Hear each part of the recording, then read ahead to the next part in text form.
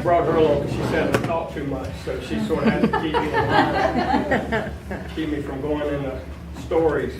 But Brent, I just wanted to thank you for the opportunity to come and speak. You know, it's just pretty amazing what you're doing. You know, just want to thank you guys at Calvary Baptist for all you guys are doing, helping them out, getting them started. It's just pretty amazing. It's, you know, like you said, when I first saw it, I thought it sounds like it'd be a really good thing if it's legitimate. So I had to meet Brent to make sure everything panned out. So what's the verdict?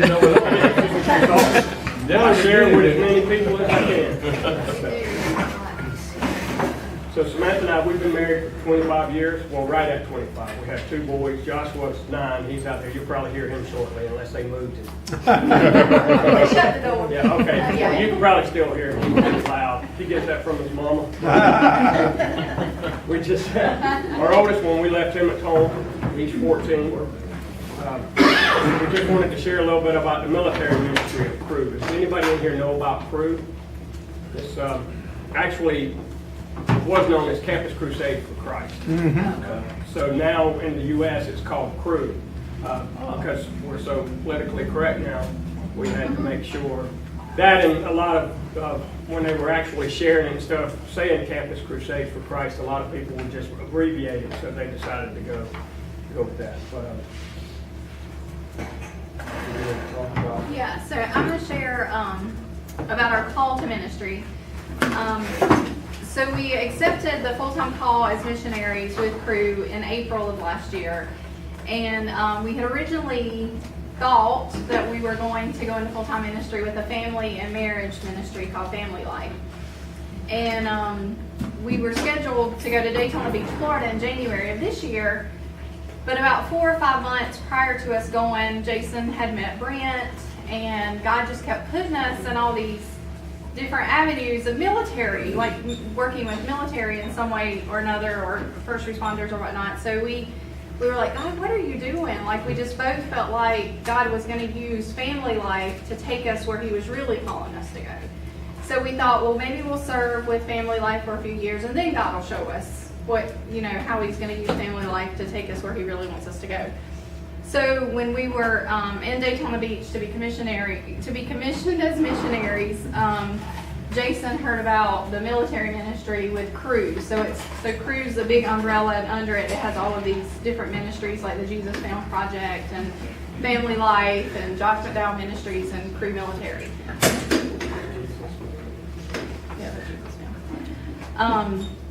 So anyway, as soon as he heard about the military ministry of Crew, he was dead set that this was the military ministry is what God was calling us to do. But I wasn't so sure, because I really love the family and marriage ministry that we were going to go to. So I just began to pray, and I was like, okay, God, if the Crew military ministry is what you really want us to do, I really need you to just show me this, because I'm not sure. And we really need to be certain about this. Both of us really need to be on the same page. So God woke me up in the middle of the night while we were in Daytona Beach at the hotel room, and I got my Bible out and I started praying. And God really began to show me how he would use Jason's gifts of evangelism more with Crew military than he would with the Family Life ministry that we were going into. And then God began to show me how we could take everything we loved about the family and marriage ministry and apply that to military families. So I was like, okay, God, I can see how you're pulling all this together. And then the last piece that really sealed the deal was I just kept hearing God say, time is short, time is short. And so my first thought was, I know time is short. I know that you're coming back soon, Lord. And he was like, no, time is short for these military men and women. They're either committing suicide or dying on the fields every day, and they need to know about me. So I said, okay, God, I hear you loud and clear. Military ministry it is. So before Jason shares a little bit about the military ministry, because we do have a heart for family ministry, I brought 2 books to give away. One is a devotion book for married couples. So I want to give this away to the couple that's been married, or if your spouse is not here, whoever's been married the longest. So, gosh, I don't even know where to start. I guess if you've been married 30 years or more. You know what the devotion? 30. Okay. We've been married 48. 48. Wow.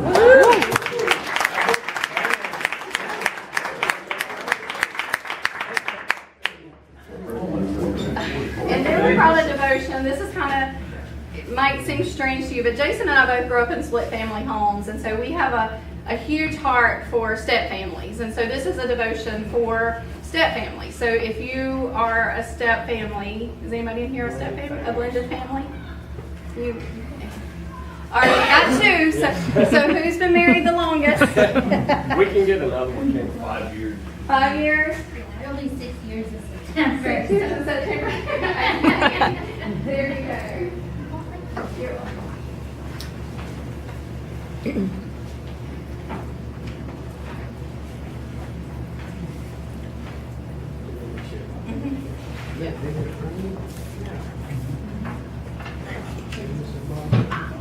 All right, so this time she got to talking a lot more than normal. So I think she about ran me out of stuff to say. So yeah, so we went down to, we started out with family life, and then, you know, we were beginning that process, going through the process. And when we actually heard about the military ministry, I'm sure a lot of you realize what it was like. I was shocked that we actually had I knew we had chaplains, but I didn't realize that there was a group that actually reached out to the men and women in our armed forces. I mean, when I was in the barracks, I never saw a Bible in the barracks. Or if I did, I probably would have made fun of them. You know, just to be honest, I was, you know, all we did was partied and drink, and, you know, it was pretty hard life. So, you know, when they started mentioning that how they were going into barracks and the different ministries, it was pretty exciting. You know, I've only been saved for 6 years. I was real slow, so. It's sort of ironic. She had came to Christ, 2 people from Oakdale Baptist that came and knocked on the door, and this was in 98? 99. So going door to door, knocking, just sharing the gospel. Amen. And she actually wasn't there. I told them they would have to come back. I didn't want to talk to her. And they did. So they came back the next day and talked to her, and she surrendered her life to Christ. I say that to say yesterday, was it yesterday? No, it was Saturday. Saturday. 2 days ago. Anyway, somebody knocked on the door, and it was Somebody from Charles? Yeah, Charles and Charlie from Calvary. And I invited them in and gave them something to drink. We prayed with them and just said, hey, that's how she came to Christ. Don't give up knocking on the door. So it was pretty awesome to hear them sharing. So yeah, it was pretty cool. I spent 13 years praying for his salvation, so he's a little slow, but don't give up on your loved ones either. But what we didn't realize is, you know, we had lived so separate. Our lives were so separate that we didn't, because I was still living in the past from the Marine Corps. I got medically discharged, so my identity was tied up in that. And I really didn't understand all that. I didn't understand just how much it was tied up. So when I heard about the military and realizing that they are the military ministry of Crew, and realize how that they reach out to win, build, and send. So their purpose is to win the men and women to Christ, and then to build them up, not just to, you know, check them off and say, hey, we had X many come to Christ. So they want to win them, build them, and send them. So there's several areas that they do that. There's boot camps. They call them gateways. They actually work alongside chaplains to help them do the services. Sometimes they may have separate Bible studies or different ministries. I think on the boot camps they specifically assist with the chaplains. Then they have Marine combat training. So at Geiger, they've got a group down there now. So once they leave boot camp, they connect them at the next stage. So they got them in Geiger. There's Army, there's Fort Jackson, there's a couple of different bases. So we don't know all about it. We're just still learning so many different avenues of how they're helping the men and women of Christ to come to Christ and to build them up. So there's Army infantry schools, there's technical schools. They actually reach out to the cadets. They have them in some of the universities, Virginia Tech, was it the Naval Academy? They have them in several different academies. So their purpose is to get them, to catch them in boot camp. As everybody knows, when you go through boot camp, you're going to go to a chapel. If nothing else, you just want a little getaway time. So, once you get in there, then once you hear the message, I mean, you're already broken, and then you're, you know, the opportunity to reach them is pretty high at that point in time. But you also know once they leave Paris Island and get to MCT or Marine Combat Training or Camp Geiger or Advanced Infantry Training, it starts getting a little bit difficult to break, you know, to get in there and share the gospel. So what they're wanting to do is come alongside them. Like I said, we don't know all the details. We're still learning as we go. But the opportunity that we were given was to, they had a new opportunity at NAS Pensacola. They were given, I'm not sure who would handle it. There's 18 barracks, I think you said 18 barracks, and they have Bible studies in all the barracks. So I think they do 2 or 3 Bible studies a night in different barracks, and they're actually responsible for the actual the Bible studies and following up with the groups as they come through. There's some they also do some of the family life ministry, the art of marriage, to some of the senior staff. So off base, we also get to meet with the staff couples, the enlisted officers, and to get to know them and share with them, because it's a real struggle for them as well. And so we get to actually, what was that?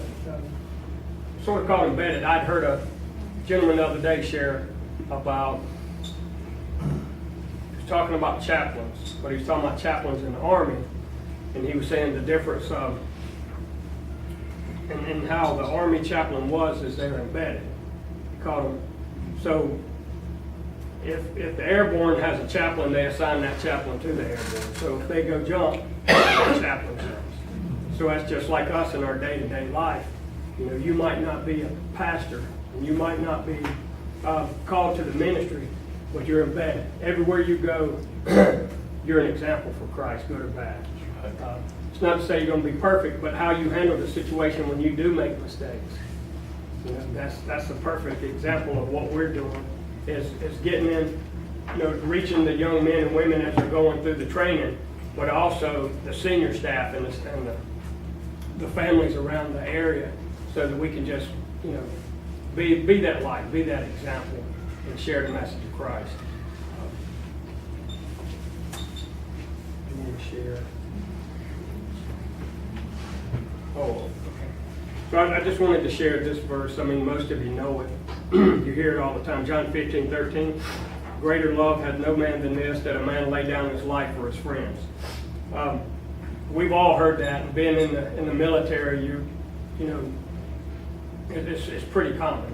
Or law enforcement. I mean, EMTs. You guys, you don't run away from it. You run to it. But when I surrendered my life to Christ, it just had a different meaning for me. I understood as a man, if something happened to my family, I would defend them. It wasn't, you don't really think about it, that's just natural. Being in the Marine Corps, if we went to combat, it's just natural, that's what you do. So as I began to read that, God showed me how laying down my life in combat or for my family was one thing, but to lay my life down, as in the way I raised my children, or lay my life down for my wife, and being that leader, that spiritual leader, to lay my life down for my church, for my brothers and sisters in Christ, it just had a totally different meaning to lay my life down in that sense. For me, it was easy. Not really easy. I mean, it's not like I want to die or anything, but like I said, being in combat, you don't think of that part as much. It seems to be a little bit more commonplace versus laying your life down to do the little things that you've got to do. To set aside what you want to do to raise your family the right way. So I just wanted to share that with you. We're going to show a quick video. It's about a 3-minute video that will really give you a glimpse of what the ministry is really about. It explains it better than I Yeah. Are you operating out of York County? No, sir. We'll actually be going to NAS Pensacola, but they do have they have different trainings that we begin to learn about, like the reboot. It's where they actually teach they give training on PTSD or PTSI. We've got a guy coming in 2 weeks talking about reboot. So that they actually participate in that. So like groups like what Brent's doing, that they are active, they try to get involved. It's not like they pursue it because they don't always know about it, but when they know about it, they're willing to do what they can. There's a couple of things that they've mentioned after the boot camps and things like Veterans Affairs and things, but I don't know all of that yet. Nobody's shared that part with me.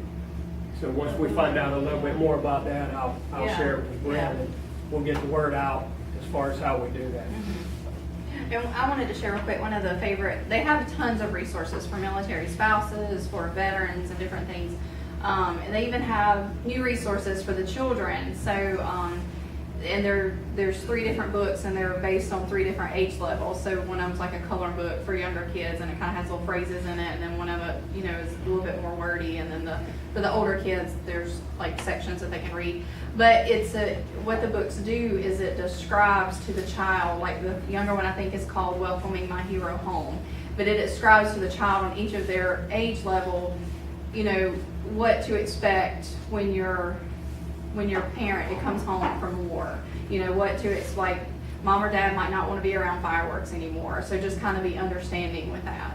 So I really like that as a mom, that they have those different resources for the kids. And again, they have them for spouses and different things. And so that's just some of the things that we'll be doing somewhere there. Does anybody else have any questions? I know that was a lot of information.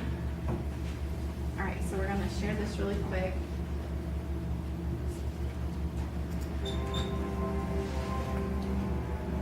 We get to see every day the trials that military families go through.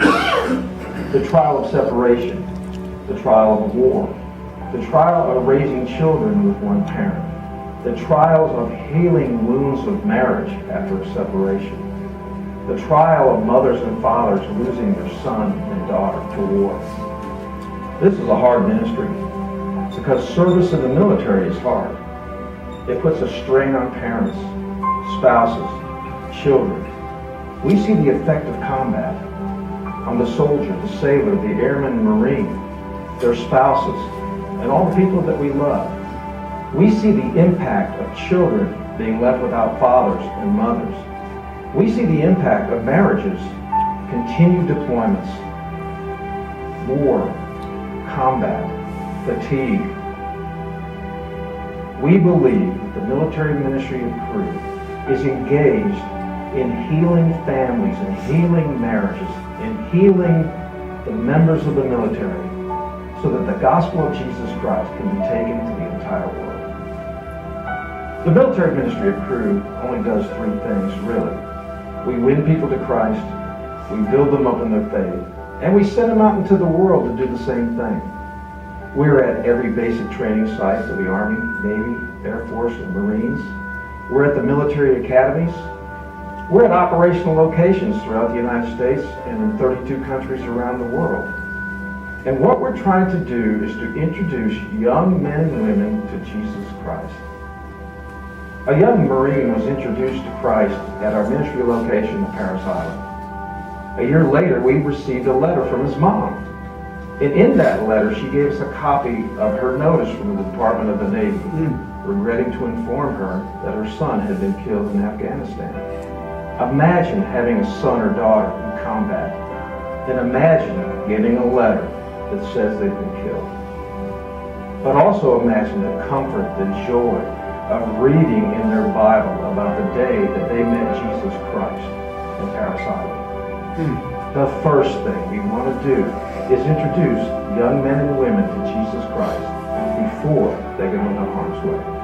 The needs of the military may change, but one thing I am sure of, the heartbeat of this ministry will always be to introduce the men and women of the military to Jesus Christ.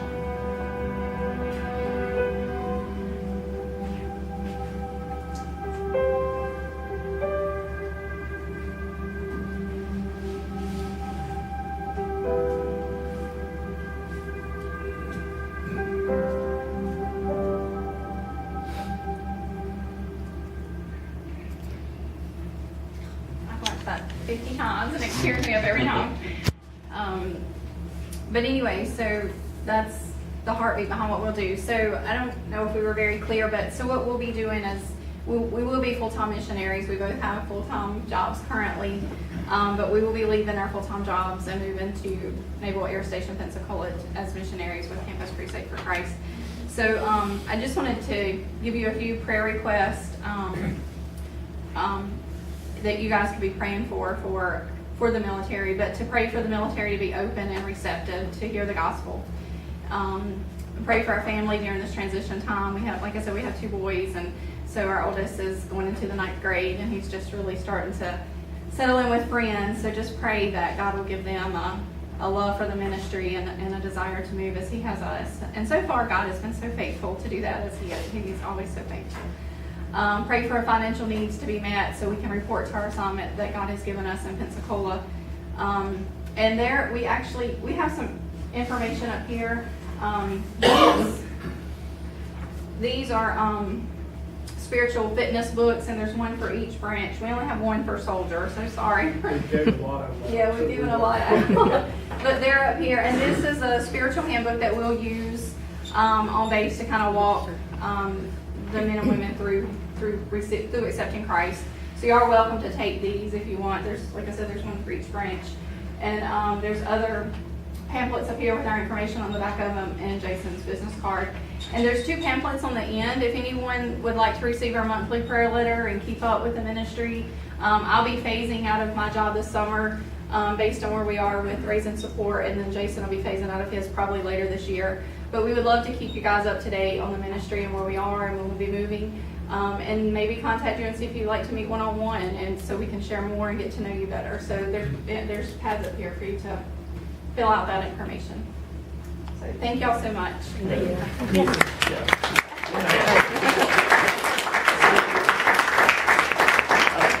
Just a real quick thing here.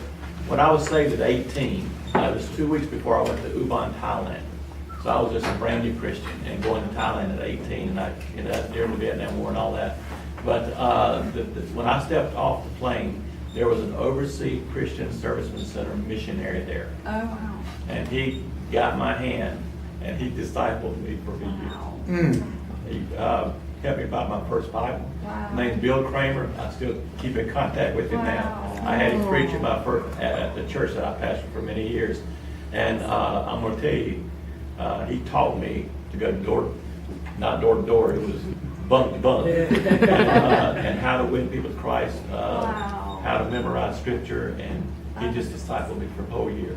I appreciate what y'all have to do. Awesome. Thank you so much. Thank you. I normally talk a whole